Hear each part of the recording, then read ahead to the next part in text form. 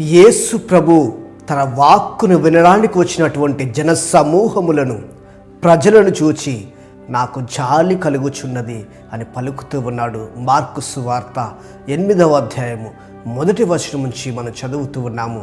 ప్రియ సహోదరి సహోదరులారా, ఎందుకంటే ప్రభువు వాక్కును బోధించిన సమయంలో ప్రజలందరూ కూడా వివిధ ప్రాంతాల నుండి తండోపతండాలుగా ప్రభువు యొక్క వాక్కును, ఆధ్యాత్మికపరమైనటువంటి ప్రభువు వాక్కును వినడానికి తమ సమయాన్ని వెచ్చించి ప్రభువుని వెంబడిస్తూ వివిధ ప్రాంతాలను తిరుగుతూ దేవుని యొక్క వాక్కును వినేవారు.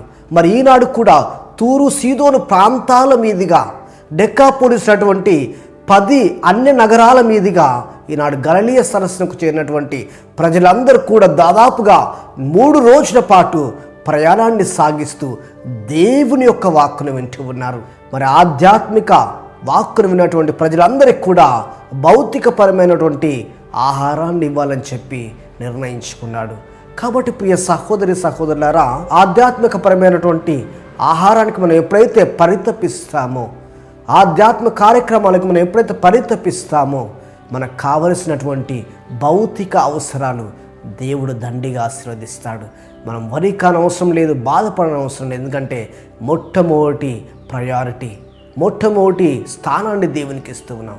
మొట్టమొదటి స్థానాన్ని ఆధ్యాత్మికపరమైనటువంటి విషయాలకి ఇస్తున్నాం. కాబట్టి దేవుడు మన భౌతికపరమైనటువంటి విషయాలలో దండిగా మెండుగా ఆశీర్వదిస్తాడు.